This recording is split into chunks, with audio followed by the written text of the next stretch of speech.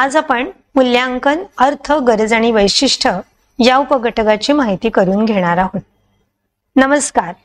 या उपघटकात आपण मूल्यांकन ही संकल्पना, मूल्यांकनाची गरज, उद्दिष्ट, वैशिष्ट्य आणि ते केव्हा करायचं हे समजून घेऊ. मूल्यांकनाबाबत आपल्या सर्वांच्या मनात काय काय प्रश्न येत असतील बरं? व्हिडिओ थांबवून प्रश्न लिहून काढा. पुन्हा सुरू करून तुमचे प्रश्न ताडून पहा. आपण परीक्षा, मूल्यमापन असे शब्द ऐकले आहेत. येथे आपण मूल्यांकन हा शब्द वापरणार आहोत. पण लक्षात ठेवू, मूल्यांकन म्हणजे परीक्षा नव्हे. मूल्यांकन म्हणजे काय? कशाचे मूल्यांकन करायचे आहे? का करायचे आहे? कोण करणार आहे? केव्हा करायचं आहे? शिक्षकांची भूमिका काय आहे? अशा प्रश्नांचा आपण विचार करू. तुम्हाला यापेक्षा जास्त प्रश्न पडले असतील तर संपर्क सत्रात जरूर विचारा. मूल्यांकन म्हणजे बालकांच्या अध्ययनातील कौशल्य प्राप्तीची माहिती गोळा करण्याचा एक मार्ग आहे. चित्र ओळखणं, वर्णन करणं, क्रम लावणं, तुलना करणं अशी कौशल्ये तुम्हाला माहिती आहेतच.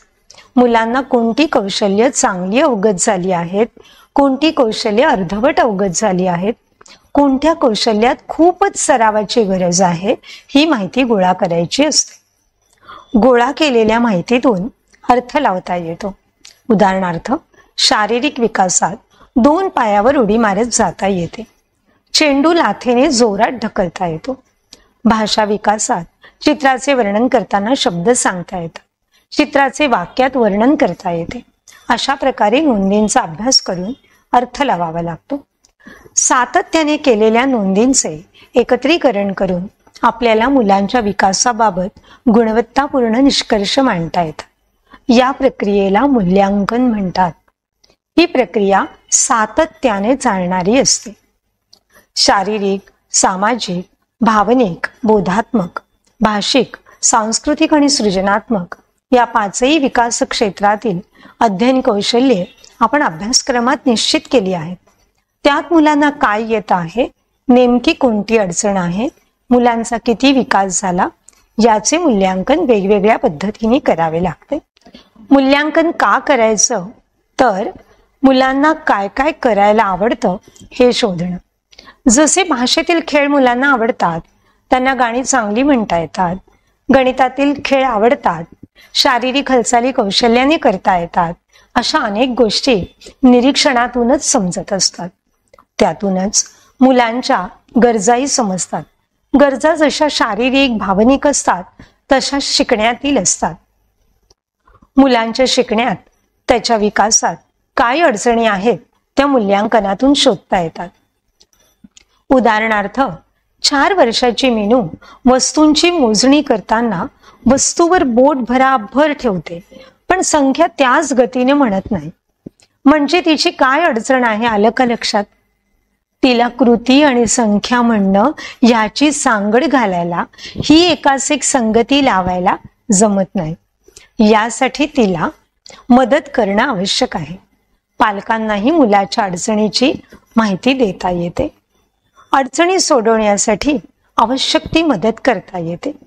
मीनूची अडचणी सोडवण्यासाठी तिच्या शिक्षिकेने तिला 5 वाट्या आणि 5 मणी दिले. एका वाटीत 1 मणी टाकायचा आणि मगच 1 म्हणायचा. दुसऱ्या वाटीत 2रा मणी टाकायचा आणि मगच 2 म्हणायचे. अशा सरावाने तिची कृती आणि बोलणे जोडीने होऊ लागले. अशा रीतीने अडचणी सोडवण्यासाठी काही नवे उपक्रम आखता येतात. नवी साधने तयार करता येतात. मुलांना त्याचा सराव देऊन पुन्हा किती विकास झाला याची नोंद करता येते. पालकांनी मुलांना काय मदत करावी याबाबतही शिक्षकाला मार्गदर्शन करता येते. तुम्ही मुलांच्या अडचणी नेमक्या कोणत्या आहेत हे समजून घ्या. त्या लिहून ठेवा. काय उपाय केला आणि मुलांची अडचण कधी दूर झाली हेही लिहून ठेवा. तुम्हाला नाही सुचले तर तुमच्या मैत्रिणींची मदत घ्या. निरीक्षणाने मुलांच्या शिकण्यातील प्रगती शिक्षकाला समजत असते. मुलांचे मूल्यांकन कोण करू शकेल? तर तुम्ही, म्हणजे अंगणवाडी शिक्षिका. पालक आणि मुलांचा सांभाळ करणाऱ्या त्याच्या जवळच्या व्यक्ती. मुले 3.5-4 तास अंगणवाडीत असतात आणि उरलेली 20 तास घरी असतात. त्यामुळे पालकही मुलांचे काही मुद्द्यांच्या बाबत निरीक्षण करून मूल्यांकन करू शकतात. शिक्षिकेने मुलांच्या 5ही विकास क्षेत्रातील अध्ययन कौशल्याच्या नोंदी ठेवायच्या आहेत. कारण मुलांच्या विकासाचे टप्पे शिक्षिकेला माहिती असतात. अनेक संकल्पना शिकण्याचे अनुभव तिने मुलांना दिलेले असतात. त्यामुळे मुलांच्या विकासाबाबत शिक्षिका जास्त नेमकेपणाने सांगू शकते. मुलांचे बोलणे, मुलांच्या सवयी, त्यांचे आरोग्य, त्यांच्या भावनिक गरजा याबाबत शिक्षिकेच्या बरोबर पालकही माहिती देऊ शकतात. मूल पाळणाघरात जात असेल किंवा दिवसभर त्याचा सांभाळ आजी आजोबा किंवा इतर नातेवाईक करत असतील तर तेही अशा प्रकारची माहिती देऊ शकतात. या सर्व निरीक्षणांचा उपयोग बालकाच्या विकासासाठी काय करायचे याची आखणी करण्यासाठी, वर्गात त्यावर उपक्रम करता येण्यासाठी करता येतो.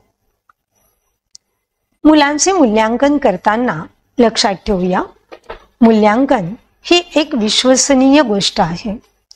ज्या पद्धती वापरून तुम्ही मुलाच्या विकासाचे पुरावे गोळा केले आहेत त्याचे विश्लेषण करताना मुलांच्या बाबत कोणताही पूर्वग्रह ठेवू नये. म्हणजे ही मुलगी चांगली आहे, त्यालाही करता येणारच नाही असे विचार मनात ठेवू नये. 2 मुलांमध्ये तुलना करू नये. प्रत्यक्ष नोंदी करताना मुलांवर कोणताही ताण येऊ देऊ नये. प्रत्येक मुलाची शिकण्याची गती वेगळी असते. त्याने प्राप्त केलेली कौशल्येही वेगळी असतात हे लक्षात ठेव. म्हणजेच प्रत्येक मूल स्वतंत्र आहे. त्यांच्या क्षमता वेगळ्या आहेत. ती विकासाच्या वेगवेगळ्या टप्प्यावर असतील. प्रत्येक विकास क्षेत्रात वेगवेगळ्या मुलांची प्रगती झालेली असेल. सगळीच मुले फक्त गणित भाषेत यामध्येच चांगली असतात असं नाही. तर कोणी गाणं म्हणण्यात, कोणी नाच करण्यात, तर कोणी शारीरिक कौशल्य वापरण्यात चांगले असते. त्यांचे वेगळेपण शोधण्याचा प्रयत्न करू.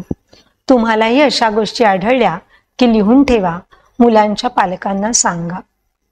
मूल्यांकन केव्हा करावं? मुलांच्या विकासाबाबत सातत्याने माहिती मिळण्यासाठी मूल्यांकन करावं लागतं. अंगणवाडीत चालू असलेल्या कृतींच्या वेळेस नियमितपणे मुलांच्या नोंदी कराव्या. मुले एकटी साधनावर किंवा कोणताही खेळ खेळत असताना, मुले गटात साधन वापरून सराव करत असताना किंवा खेळत असताना त्यांचं मूल्यांकन करता येतं. मुले शिक्षकाच्या बरोबर शिकत असताना, सराव करत असताना त्यांच्या शिकण्याच्या प्रक्रियेबाबत जाणून घेता येतं. विविध प्रसंगात, कार्यक्रमात मुले कशी वागतात, कशी बोलतात, कशी अभिव्यक्ती करतात यांचे मूल्यांकन करता येते. मुले रोजच नव्याने शिकत असतात आणि मुलांचा विकास सातत्याने होत असतो. म्हणूनच मूल्यांकन वर्षातून 1-2 वेळा करून चालत नाही, तर सातत्याने करावं लागतं. मुलांना नव्या गोष्टी समजल्या आणि त्याचा सराव झाला की मूल्यांकन करावे. तसेच ठराविक कालावधीनंतर म्हणजे वर्षातून साधारण 3 वेळा मूल्यांकन करत जावे. या उपघटकाची अधिक माहिती वाचन साहित्यामध्ये वाचा, सराव करा आणि संपर्क सत्रात तुमचे प्रश्न जरूर विचारा. धन्यवाद.